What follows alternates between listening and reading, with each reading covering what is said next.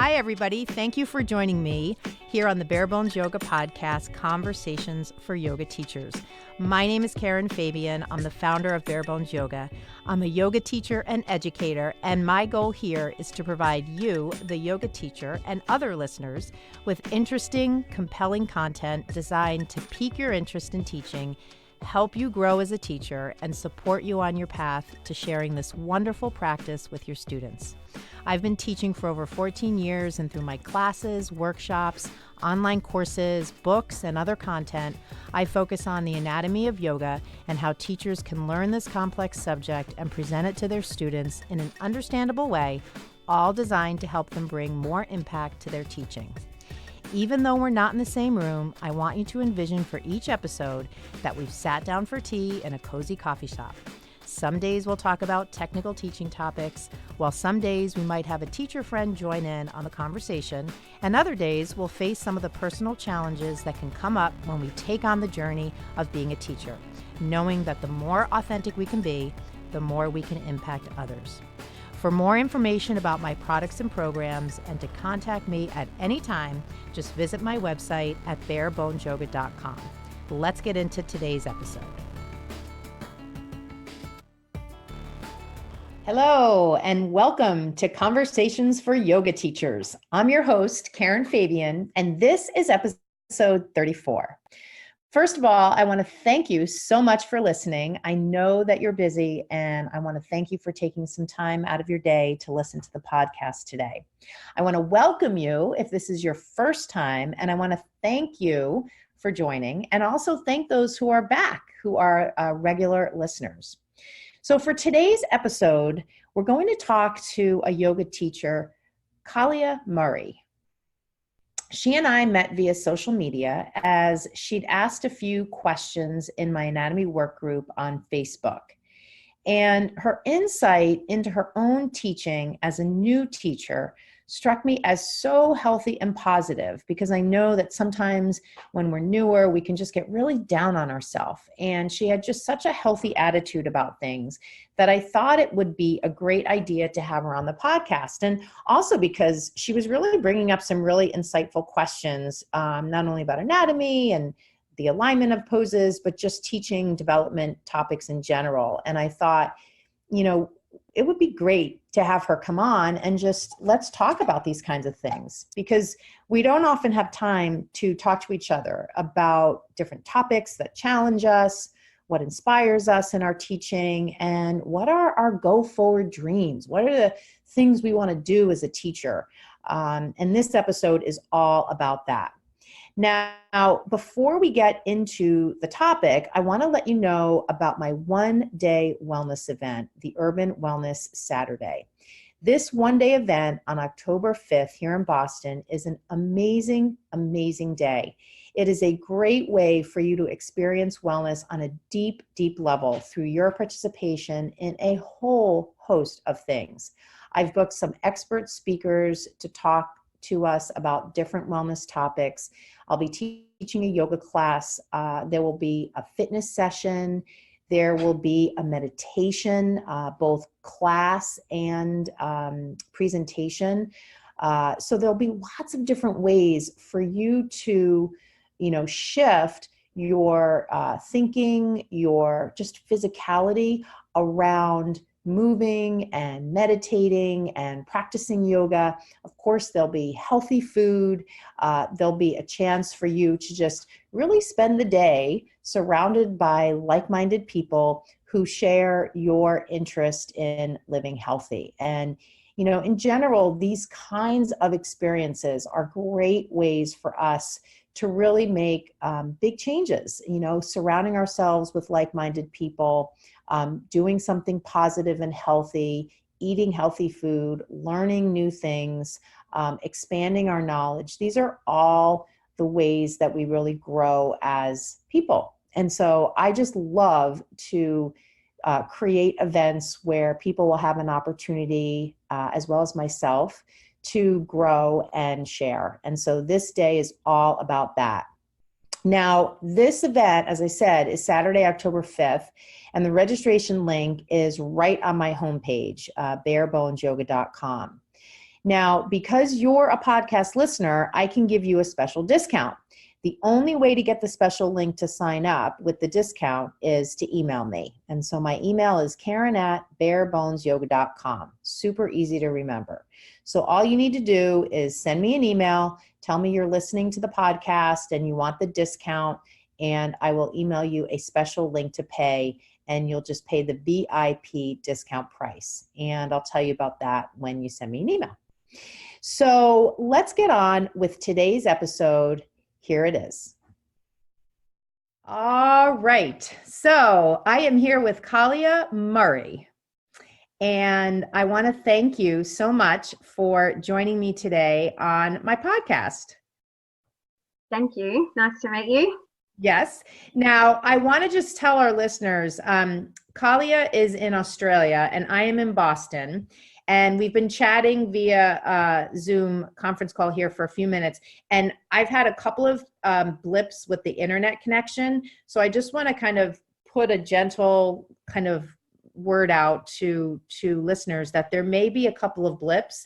It's just one of the unavoidable things when you work on the internet. So I apologize in advance if that happens. We'll try to edit any of that out.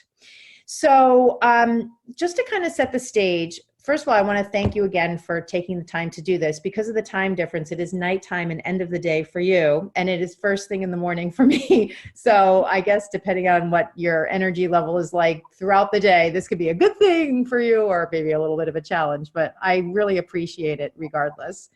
And I wanted to just kind of set the stage a little bit for folks that are listening. You know, I was saying to Kahlia before we started, along with sharing my passion for teaching and anatomy, specifically on the podcast, I really wanted to create a place where teachers could come to hear from other teachers, because I think that there's so much we can learn from each other. And we also, I think, as a community, don't often have times to chat with each other. We're always like ships passing in the night in the studios. We have these rare, maybe once a year times where we go to a training and we can really sit down with other teachers and talk. So here I wanted to connect with Kahlia because she had sent me a couple of emails and comments on social media, and they just were so insightful and just really coming from a place of wanting to learn. And she's just starting out her journey as a yoga teacher, and there's so many great lessons that come up in these first couple of years that I thought it would make great fodder for conversation. So she was willing to do it. So thank you again. So let's start out with a little bit about, everybody kind of always has an origin story for why they started teaching, and many people actually go to training and don't want to teach. So that might be part of your story. So I'd be curious to know how you got into teaching. What inspired you to start? Well, it's funny, I was talking to a friend the other day. I actually didn't ever intend to teach yoga. Oh. I started it years ago, about 8 years ago. I had a prenatal class when I was pregnant with my eldest son.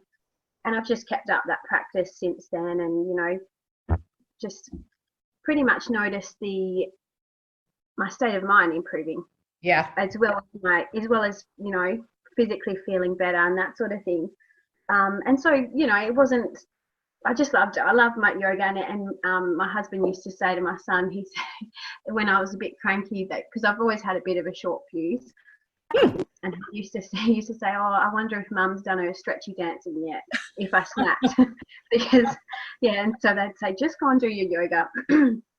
But it wasn't until about a year or so ago, I was, one of my friends that I do fruit picking with was just, she's very active family, always doing exercise, always walking around, and she was complaining of a sore lower back.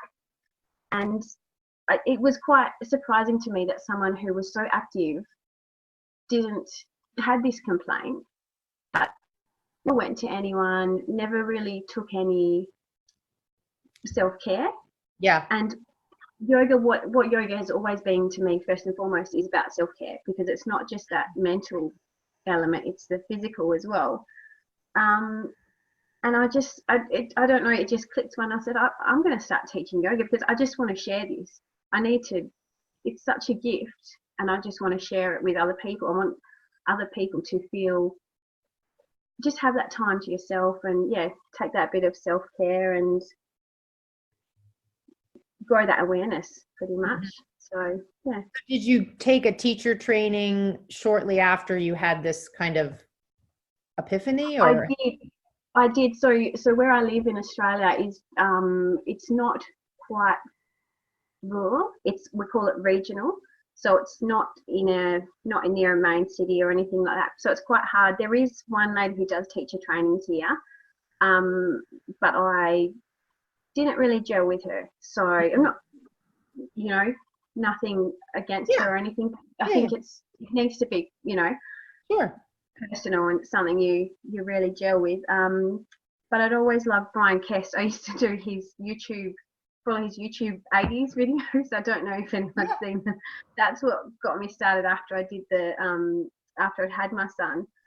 And I saw that Brian Kest had an online teacher training coming up, and I sort of because online, can you get the same learning, all that sort of thing, but it's just Brian has such a beautiful way of looking at things. I love his philosophy.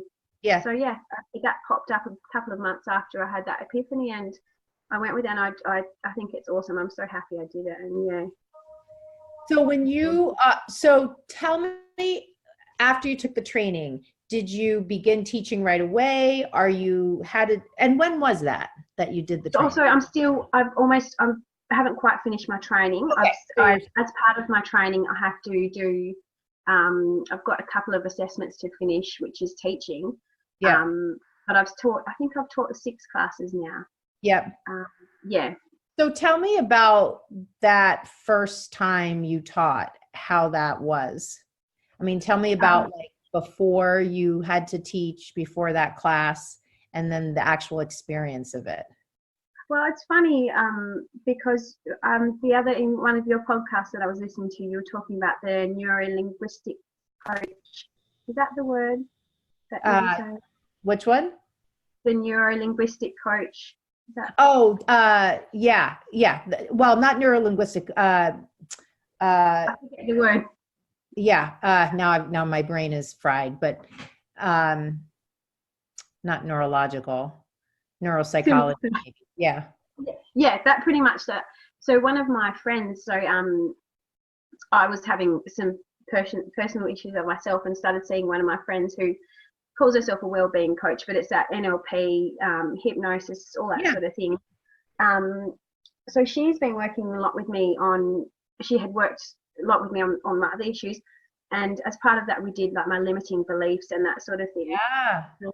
And it was amazing. I've always been, until about a year ago, when I started to sort of make some changes in my life, I've always been quite an anxious person and all that sort of thing. And I would usually be a mess going into something like teaching my first yoga class. But I wasn't even nervous. I just went, I can do this. I know I can do this. And I think probably because I do love it so much and really truly believe in it. Yeah. I just went and did it. And did it.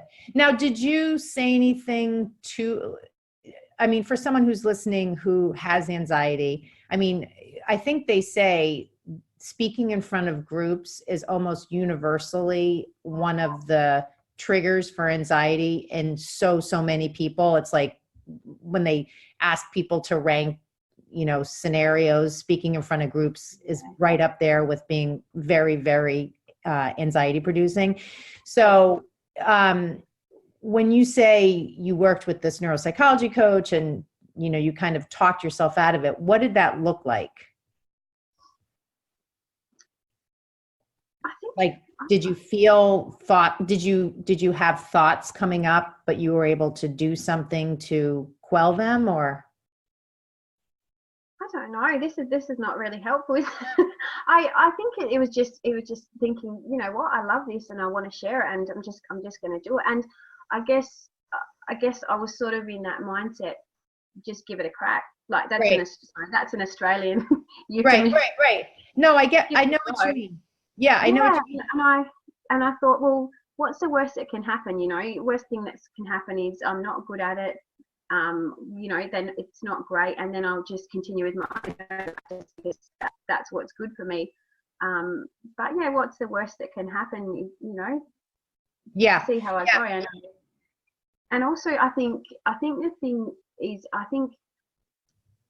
don't think there's ever enough training that can truly prepare you for that first class. You've sort of just got to take the dive, because you can learn to talk people through this cue or this alignment or whatever, but until someone really does it, someone says, hang on, I can't really bend like this, it doesn't properly cement in your mind until you say, oh, hang on, how do I do this? And you've got to work through it with your knowledge. Then that's what really cements it for me. I can read anything in a book or online, but until you deal with it in real life, that's the real learning, I think.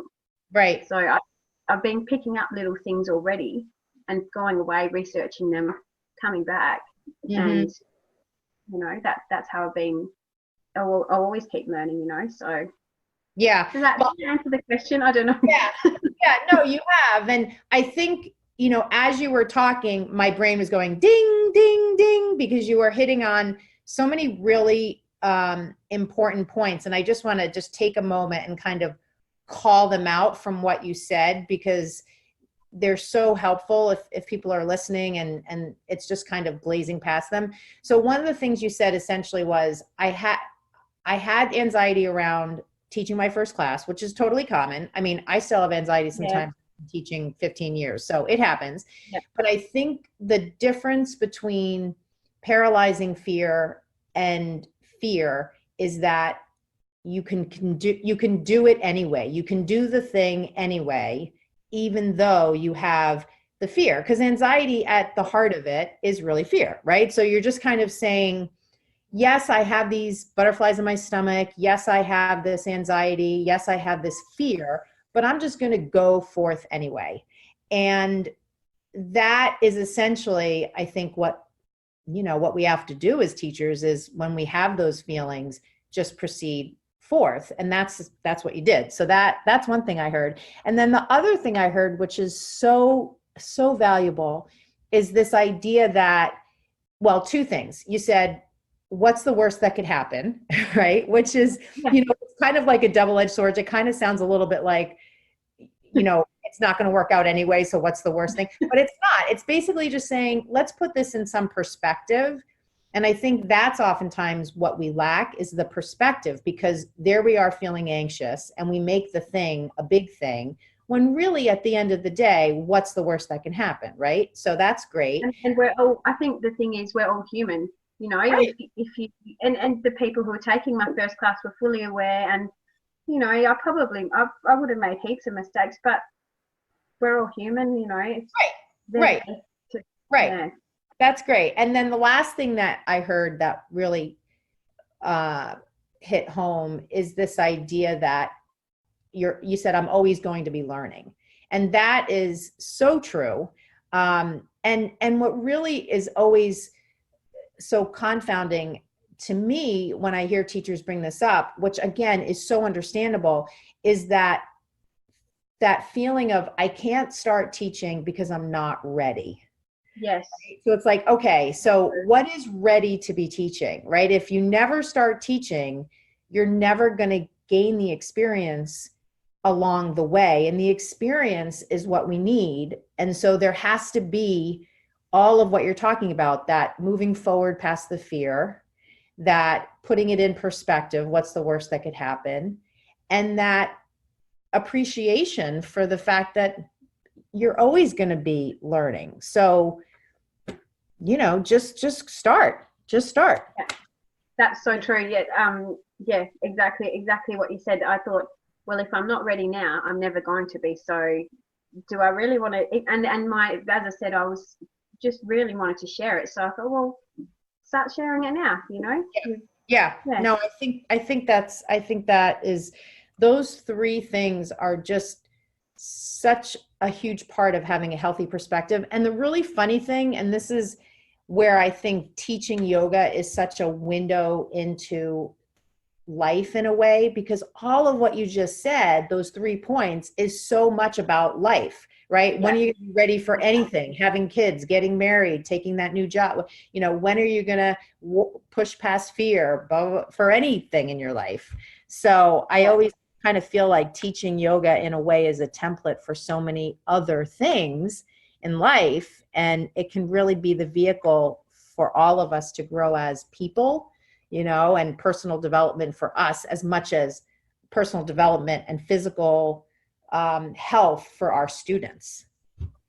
Yeah, but it's so true, and that's what one of the biggest things I took away from Brian's training is that yoga, what you're practicing on the mat for the rest of your life, and it's just beautiful to practice, humility and I'm going to come out of this pose a little bit, or being gentle, being kind, all that sort of thing. You practice it on the mat and you just go out and you spread it into the world. So right.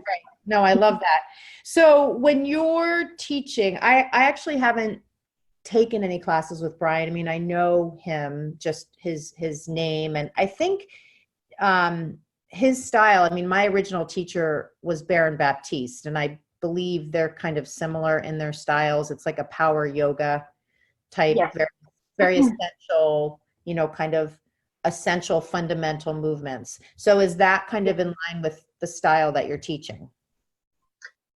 Not really. It's the style I really love to practice power yoga, not all the time. I think, it's like everything, you need moderation. Right.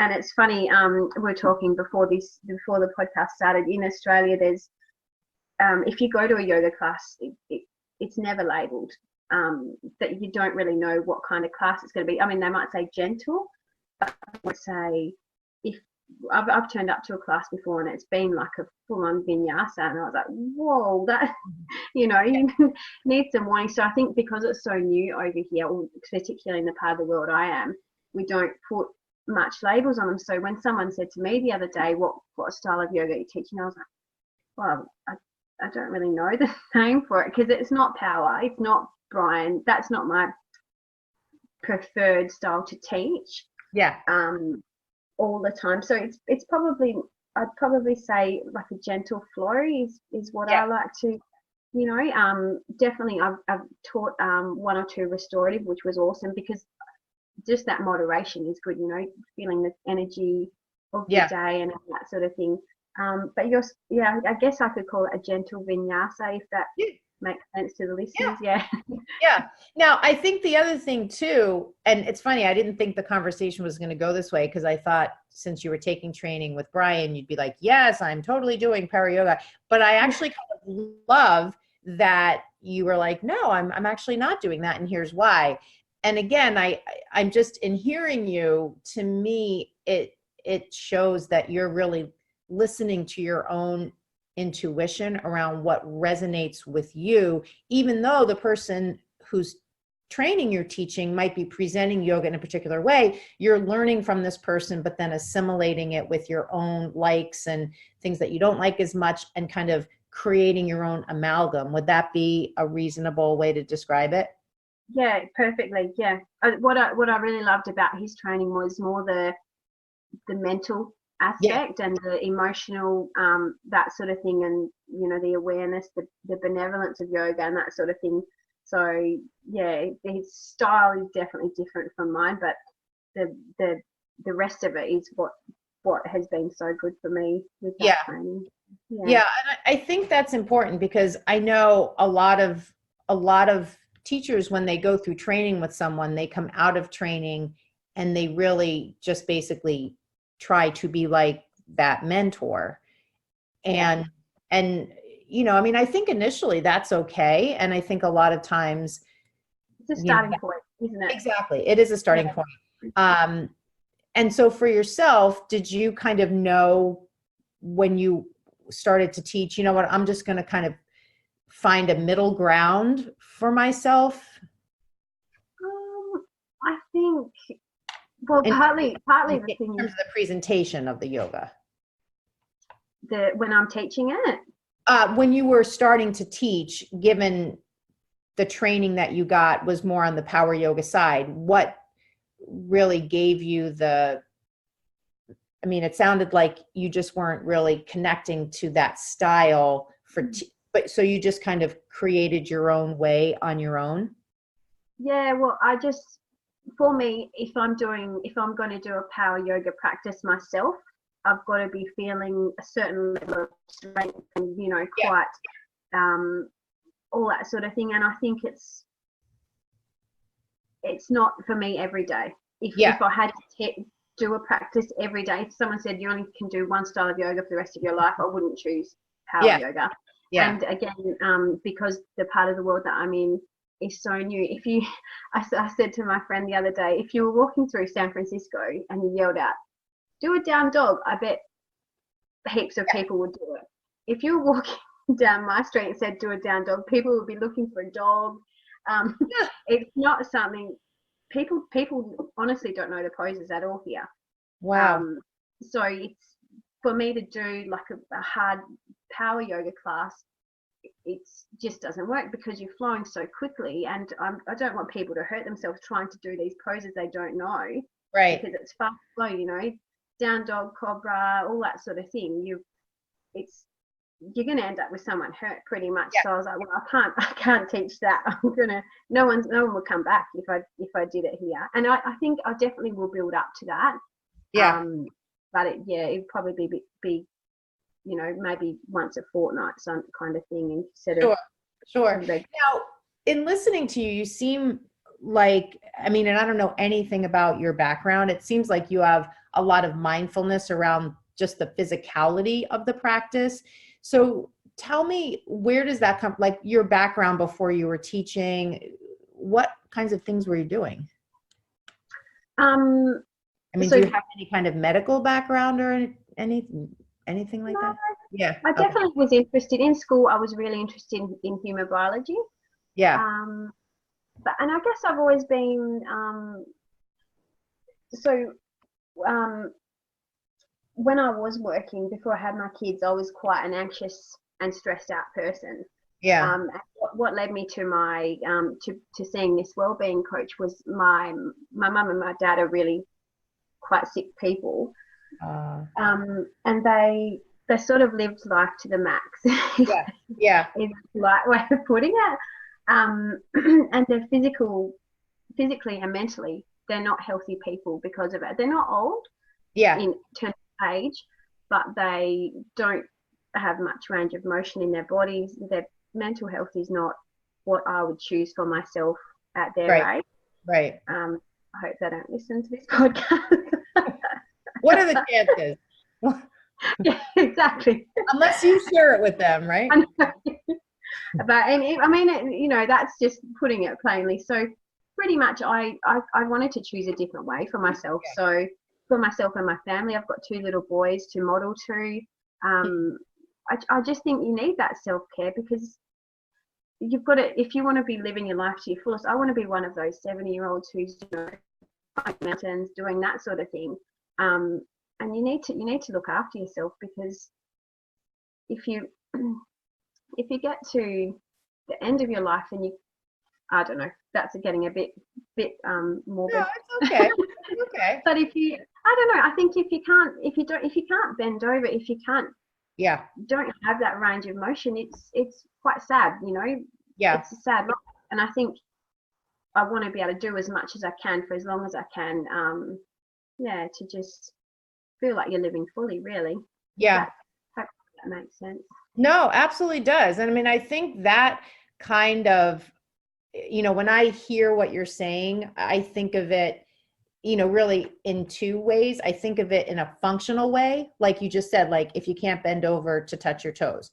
But I also think of it in kind of a holistic way, in terms of if you have limitations in movement in your body, it affects the wholeness of you, your mental and physical.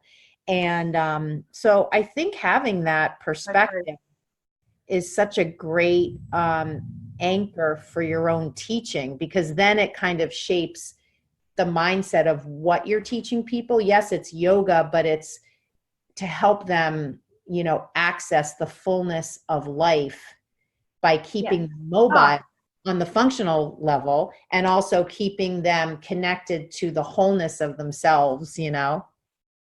Wow, that's a beautiful way to put it. And that's really true. Yeah. Yeah. So that, I mean, I think sometimes we can get kind of tunnel visioned around the poses, but you know, there's kind of the broader view. So I love that that kind of, you know, and in a way, when we have these people that we can see in our lives who maybe for whatever reason, you know, are struggling, it does give us as younger people an opportunity to say, I'm going to make a different choice. And Yeah. so, you know, even though that is poignant in a way, it does give us an opportunity to make different choices. And I think for everybody, there's always, I mean, you've probably had, I know I've had people in my classes who are in their 70s and they're making the choice then, right? And I always say it's never too late to come to yoga, just like with anything for health. It's never too late to stop smoking, to stop drinking excessively, to practice yoga. Like, we welcome everybody. Yeah. So I love, You always can make that choice for yourself, you know. exactly, But exactly. it's your life. It's totally up to you. You can drive it wherever you want. It's Yeah. you just gotta Yeah. be willing. Yeah. And even if they came to class and did 3 poses and the rest of the time just sat there and did the breathing, that is a huge shift for them. So how great would that be? So it does, I think, kind of change as a teacher your perspective of what you want people to quote unquote get out of it. Definitely. Yeah. That's Yeah. so true. And that's part of what I eventually do want to do once I'm teaching properly. I think you know, it's mainly, especially here, I don't know anyone that's not doing yoga that's not a 25 to 35-year-old woman. I really want to make sure that the kids are doing it, make sure that my male friends that are driving trucks are doing Yeah. it, you know, and especially the elderly. I think there is a one person locally that's doing with elderly, but just to even, yeah, chair yoga, whatever it is, Yeah. get it out there, get them moving a little bit, or, you know, I think to get it out there that it's not just for Yeah. women, you Right. know. I think Yeah. that's a really important message that I want to take into my community. So Yeah. No, that's fabulous. I can kind of feel that you could potentially be the change agent for your community there because you've got a lot of great inspiration. So it's always nice to, you know, kind of feel that energy. It's quite powerful. So thank tell me, you know, in your beginnings here of kind of getting out there, what kinds of challenges are you coming up against? I mean, is it around sequencing or articulating the cues? Like, are there certain things that you're feeling a little stuck on? um, so, so definitely my memory with sequencing. Yeah. um, so I'm not sure, just particularly when you are feeling anxious, the first thing that, when I'm feeling anxious, the first thing that goes is my memory. And I'm like a deer in the headlights a little bit. Yeah. So I'm making sure I write out my notes. Yeah. I saw a really cool thing the other day, which this person did little stick figures of Yeah. each pose Oh, instead of writing in words, yeah. which I thought was cool. I think I Yeah. might steal that. So yeah, my memory, hopefully I'm going to try and do some memory exercises or something to improve that as well. But that probably is something that will come with time, I think. Yeah, I mean, one thing I can just throw out in that regard. Well, let me just tell you a funny story, a quick one, and then I'll tell you the tip. So I can remember, and I was thinking about this in preparation for our conversation. I was thinking back to one of my early teaching jobs, and it was at a gym, which is either an awful place to teach or a good place to teach, depending on the gym you're at. This was not great in that I was in the middle of the gym. So I was surrounded by a lot of noise. I mean, and it was a cold room. It was just not a great scenario. But I was new and I wanted an opportunity, so I took it.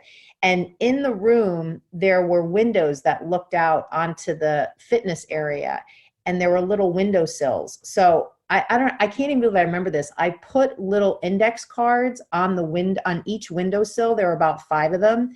And so I had the sequence written down on these index cards, and I would walk around the room as I was teaching. And if I felt stuck, I could go to a window and look at the card and see where I was in the sequence. So, we all have, whatever it is, stick figures or notes, we all have those initial tools that we use.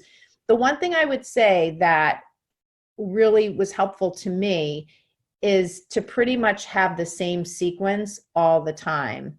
And that I stuck with for a long time. And so it became part of my memory to teach that sequence. And, if I took away something or added something, it was a little thing, but the bulk of it was the same.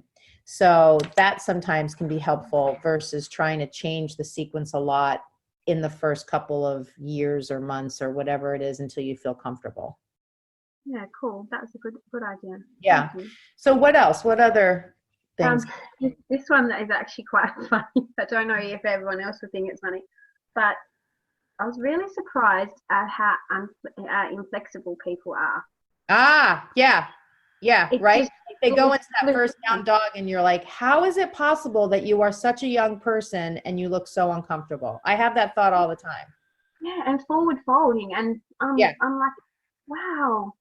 And people go, you're really flexible. I have practiced yoga for a long time. So a doctor once told me I'm hyper flexible or something. I can't remember what he said. So I don't know which of those it is attributed to, but it's quite a challenge because I know the pose, I know cues, I know all that sort of thing, but then I've got to just pretty much start from scratch, and I've had to go away and look at what's happening. How do you forward fold if you can't even? Right. Yeah. So that was, it still blows my mind. So. Yeah, and I want to just kind of qualify. I know for you and I know for me, it's not that we're judging people. I think it's just observation. And I know for me here in Boston, I have a lot of young people in my classes, and I notice in the first initial couple of poses, limited range of motion, limited flexibility. And my sense is that oftentimes here it comes a lot of times with people who, when I look at them, I believe they might be running a lot, like active runners, and I can tell from their clothing and just their different things about them. I also wonder and believe it has a lot to do with just our lifestyle in general, that we're sitting a lot during the day, hunched over the computer, and a lot of just the postural habits that we have culturally create a lot of inflexibility. And also sometimes people excessively work out. And so there's a lot of muscle contractibility and not a lot of flexibility. And so that it's hard to know until you talk to the person, but those are just some high level things that I think about. But I think as a teacher, you're right. It does present you with an in the moment challenge, like, oh, I had this idea of what I was going to teach, and now I'm looking out in the room and, 5 of the 10 people look super uncomfortable. Yeah, exactly. Yeah. So then you've got that question. Do you want to stop the flow, stop the sequence and address that? Or, and obviously I do, but you can't just keep banging on about it. You just move into the next pose and. Right. Right. This is interesting. It's not, I never would have predicted that something so small would, be such a big learning thing. So a couple of things, like just from a high level. So anything from a standing pose posture where you can shorten people's base will give them more stability. So warrior 1, warrior 2, if they've stepped really long, it's just going to require they be a lot stretchier because their stance is so long. If they shorten their stance and widen their stance, they'll have more stability. So that's just a general rule. And it's not even really a modification. I mean, I guess you could call it a modification, but that's just something in your teaching as you're looking out in the room and you're seeing standing postures where there's just a a sense that people are inflexible, uncomfortable, unsteady, just think shorter base, wider base, as much as you can do it. So even something like chair pose. Chair pose typically has a narrow base at the bottom and then the width of the pelvis. Well, if you have them take their feet wider right out of the gate, they'll be steadier. So, and then certainly in any pose where there's depth, like sink your hips in warrior two, sink your seat in chair, just don't have them go as low, right? So those are just general. Downward dog, high push-up, plank, anything where they're facing the floor, that's going to require a lot of upper body strength. And so for a lot of people, if they're deconditioned, they just won't have that. So for some, right? So for plank or low push-up, they can just put their knees down. That right out of the gate doesn't require as much upper body strength.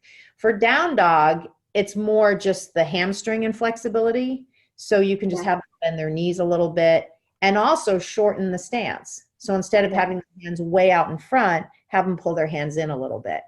So those are just some general ideas just to kind of in the moment. And then the other thing too is just not to hold them as long and everything. So instead of 5 breaths, maybe 3 breaths, if you see people are shaking and quaking and looking really uncomfortable, just keep them moving, right? And then you can just keep cueing into the breath, keeping them moving. So they're getting the benefit, but they're not stewing in something that's uncomfortable.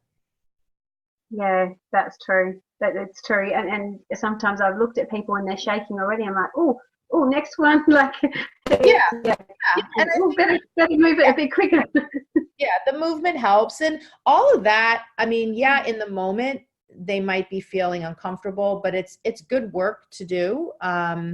It'll build their strength. And on some level, it'll give them that feedback from their body that will keep them in their body, right? Like focused. And as long as you keep cueing into the breath, they can moderate those sensations of discomfort with just that flushing the nervous system with parasympathetic and, results of deep breathing, and it'll hopefully balance out that they can continue.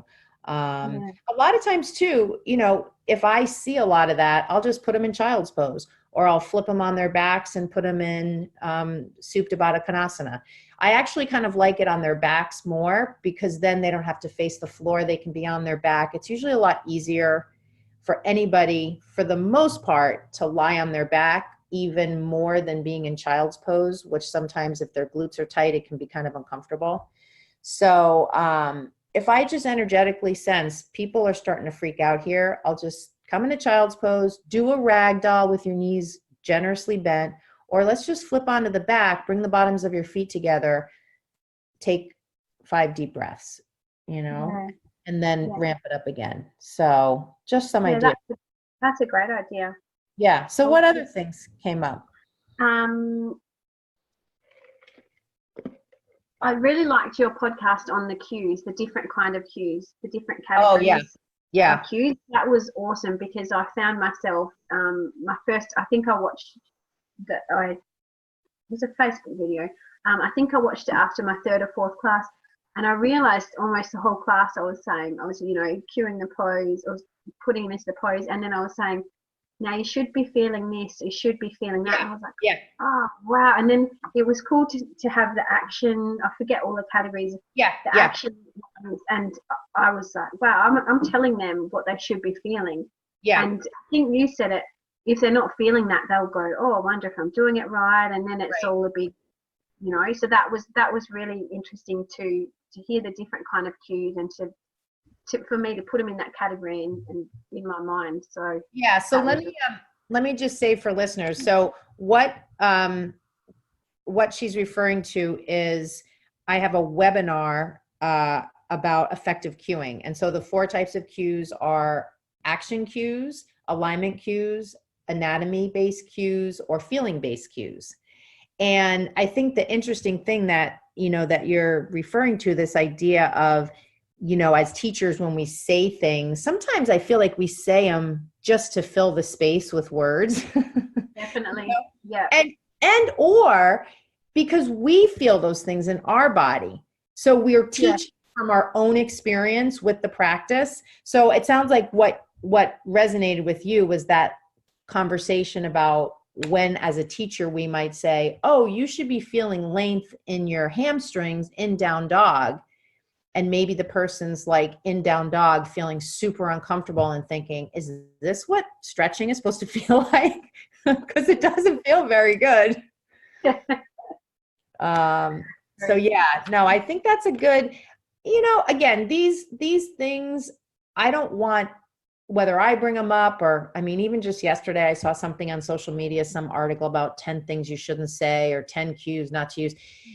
These things aren't absolutes. We're going to say things. It's like you said before, it's not the end of the world, but it's just, I think, in the spirit of being more aware about effective language, that we can, try to put our best foot forward when we're teaching.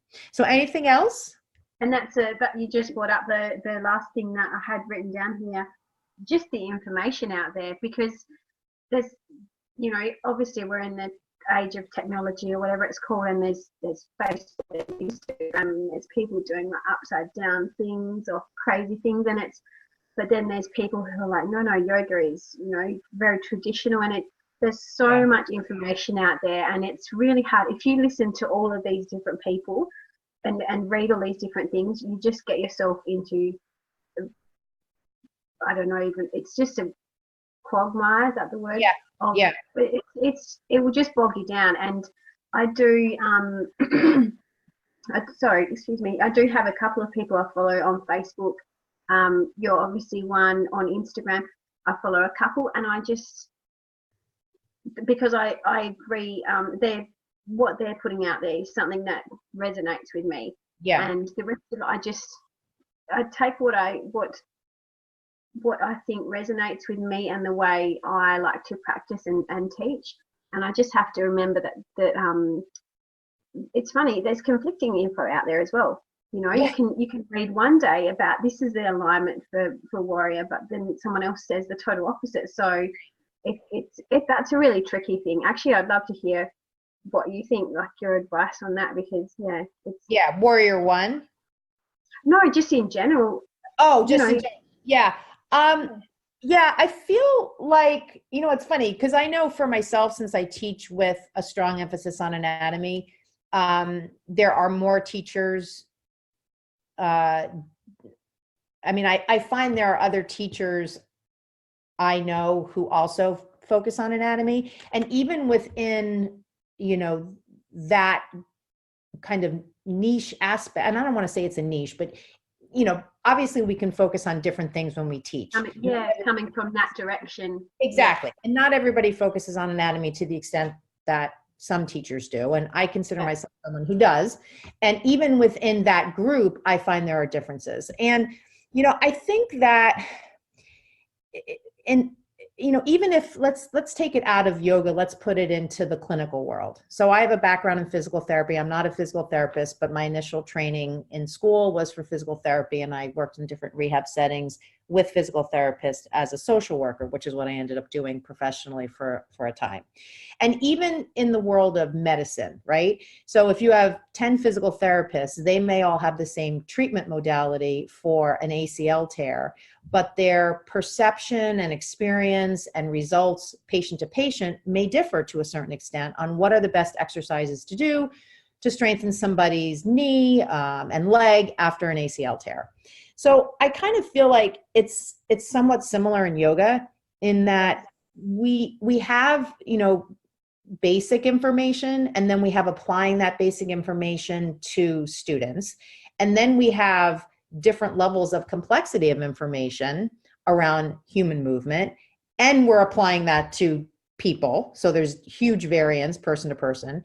So I think within that, there's just a natural end result where you're going to get a lot of different perspectives on what is the quote unquote right thing.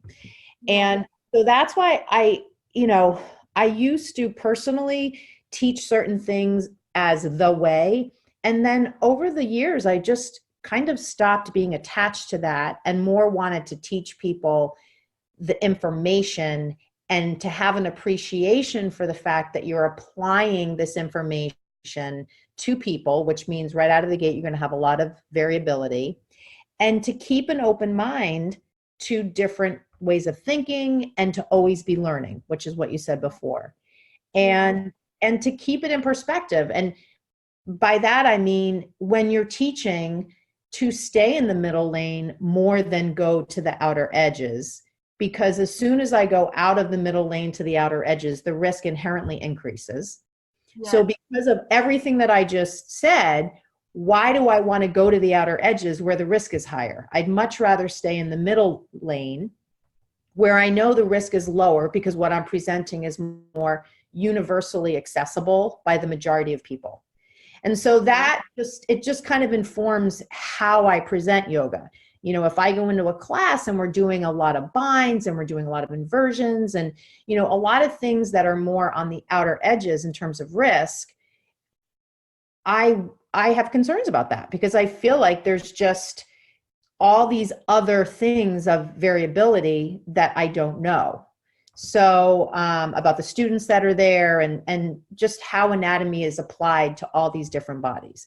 So that's just, I don't know, that's just kind of my beat on that. I think every teacher is going to find their own way, and you'll find your own way too. But I think one of the things that will be an advantage for you is that you have this healthy appreciation for what you said already. I'm always going to be learning, right? I'm going to, you know, connect with people who I feel have things of value to share, and I'm going to keep my eyes on these other things, but not go in 1,000 different directions. And that's important too, because you're right, there is a lot of information out there. So I always say to people, do your homework, you know the background of the mentor that you pick, know the background of the person who's doing that YouTube video or whose book you're purchasing or online course you're purchasing. It's just part of, you know, doing due diligence if you're going to use the information as part of your training. I mean, how many times do we click things on the internet, not even in the yoga world, and we say, oh my God, to our friends, but did you hear blah, blah, blah, blah, blah? And then you read the bio of the person who wrote it. You're like, oh my God, why am I even, you know? So tell me, what kind of support do you use for, like, when you have, you know, kind of any of these questions that come up? What kind of support do you use to kind of help yourself? You know, it sounds like you've got a couple online, you know, kind of resources that you tap into. Do you have are there teachers there that you can connect with, or how does that work? Yeah, that's the difficult thing. Obviously, having done an online training, there's not really much support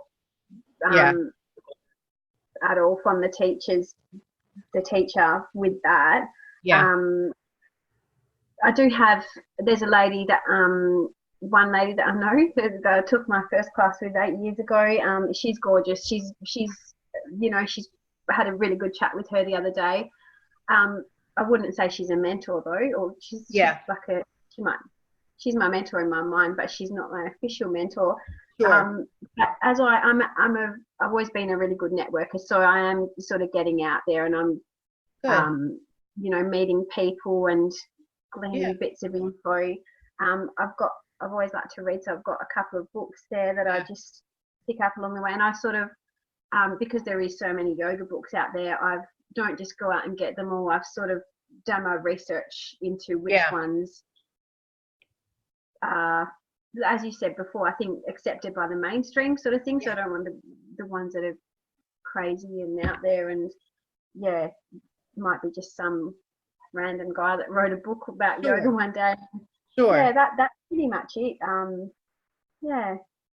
That's good. That's good. I mean, it sounds like you're resourceful, so that, you know, you feel like you can kind of figure out where to go and network to find answers to your questions. And I think that's part of what you have to be. You know, the industry, I think, does have a tendency to train teachers and then not have a great path for support. I was just talking to somebody the other day about, you know, years ago when I was in training, there was a clear path after training where we assisted a teacher. And so you graduated from your teacher training, and then you were paired up with a senior teacher.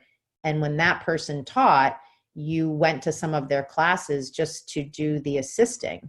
And so it was a chance for you to be in the room with the senior teacher who was teaching, but your role was to assist. The students loved it. They loved the attention and the help. And as a newer teacher, I loved it because I didn't have the pressure of teaching, but I could be in the room, not even practicing. I could be in a room and being of assistance to students, but not having to teach, but I was absorbing what the teacher was doing. Yeah. And these days, we don't really oftentimes see that path for new teachers. So they go through training and then they're basically left not only to teach without a lot of support, but also to find teaching opportunities, and that can sometimes be challenging. It's like, well, how do I actually now go out there and find a teaching job? If I want to just teach 1 or 2 classes a week, am I going to see something on, online if I go to the studio's website that says, we're looking for teachers, apply here? How does that all work? So I don't know if you've come across some of that in terms of how you're finding opportunities to teach, some of that challenge. Yeah, well, I can't remember if it was in the podcast or what we were talking about before, but where I live, there's no yoga teachers at all in my town. I live in quite a small town. I live just outside of a city where there's 3 or 4 yoga studios. But where I live, there's quite a lot of people who are really keen to do yoga. Mainly my friends for now, but there's more people that are not, and so that's the opportunities there to share it. So it's interesting to hear about America. There's so many people, yoga people out there. But yeah, definitely there's opportunity there, and that's why. Yeah, is that what we were talking about? Yeah, for sure. So that kind of brings me, to this kind of my last question here, and you alluded to it a little before, but I think it's always really interesting and powerful to think about, where do you see your teaching going? Here you are kind of in the beginning stages. Do you have a sense? You talked earlier about a lot of different things, kids and seniors and, women and young people. Do you have something that really hits home for you as like, this is really the calling that I see for myself, if you were to pick a niche? Or do you feel kind of more like general yoga classes? Or, sometimes I talk to people and they say, oh, I want to teach in this particular type of setting with this particular population. They've got a really specific idea of where they ultimately want to end up. What do you think? Yeah, I hadn't really put any specific thought towards it before speaking to you, and I thought, well, they say when you start something, you should have an end in mind, and I was like, wow, that's not like me to have that end goal. I think I did over in Australia, we have something called the CWA, which is the Country Women's Association, which is sort of a community group, do a lot of charity things, all that sort of thing. And we just started a branch a couple of years ago because I can see the need. I just want to do something to help people, I started that, and I started a branch that had been dying out. And I think ultimately I definitely do want to work with kids, with men that aren't doing yoga, with elderly. But really, I think that yoga is really for everyone. I think everyone can benefit from it, and I would love to see disadvantaged people just to open that gateway into that awareness of your body, awareness. Yeah, that beautiful awareness. I think everyone can benefit from it. So I think if I could bring it to people who would never even thought of practicing it, I'd love to do maybe a free community class fortnightly or weekly or something like that, so that people who've never thought of it can get a little peek into it. And I think it's something everyone might be able to benefit from. So I'd like to bring it to people that just wouldn't even have thought about it. Yeah. I see you kind of opening the first like community center in your area where there'd be yoga classes on the schedule for all different, like the truck drivers would come, the children would come, the prenatal moms would come, the general open classes. Like maybe that is your future, that you'll have like a center, and then you'll have all different styles and different specialty classes for different kinds of folks. And I don't know, maybe that just came to I'd love to do that. I really would, because as I said before, I think there's just this perception out there, even now on Instagram. I know there's that, I mean, especially American, sometimes Australia, but it just seems, especially, but it just seems like it's women, yoga is for women, and it's just, and it's a certain age group, and that's not cool with me. I'm like, oh, it's for everyone can benefit, and everyone can reap the benefits of it, and it's, they don't all have to do a certain style or whatever, but I think it's, like you said before, there can be 3 poses, and then just sitting there focusing on the breath, and that just is beautiful to open that little awareness, and then they might go down a meditation path or something like that. I think it's Sure. No, I think it's great. Having the awareness of benefit for all is so great. I think it kind of takes the pressure off, even us as teachers, because then we can go into class and not feel like everybody's got to get it perfect. Oh yeah, and that's something that I one of my little spiel that I've written a few notes that if anyone's in child's pose or in their beginning pose, is to not be competitive, because and everyone says the old thing, oh, I'm not flexible enough to do yoga, and I said, just forget what you've seen on Instagram. That's not yoga. Yoga isn't about being competitive, because as I said, because people here aren't aware of it very much, they think that's what bring just that awareness, and just having that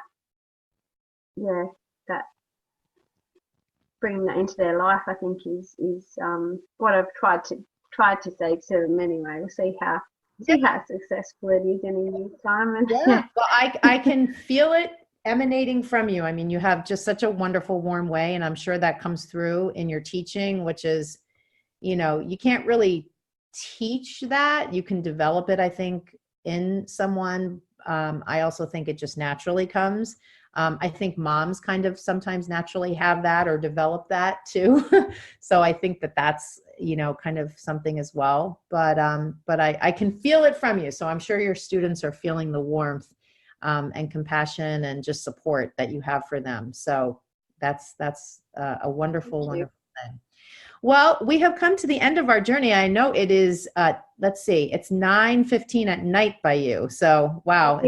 Sorry for I think I'm getting a little bit fuzzy headed now. Yeah, that's okay. I think I've been trailing off a little bit. That's all right. Well, I really appreciate it. And I love all the directions we went into. And I know this is going to be really helpful for people to hear. So thank you again for being willing to kind of share your story and share some of the challenges and some of the thoughts that you've had in these first couple of stages of your teaching. And I definitely look forward to talking to you again. Thank you. All right. Well, have a great night, and I'll talk to you soon. Cool. Thank you, Karen. Namaste. All right. Well, a few things before we wrap up our podcast episode today. Please leave a comment, and if you have a second, write a review on iTunes. It really helps support the podcast and get the word out about it. Plus, I love seeing your comments and your feedback about each episode. Now, don't forget, if you visit my homepage, barebonesyoga.com, you're going to see the link to the Urban Wellness Saturday, so you can check out all that's being offered in my wellness event. And then remember, because you're a podcast listener, you're going to get a special discount. So all you need to do to get that special link to pay and more details about the discount is just send me an email to Karen@barebonesyoga.com, and I'll send you what you need to know. So thank you so much for listening, and I'll see you on the next episode. Namaste.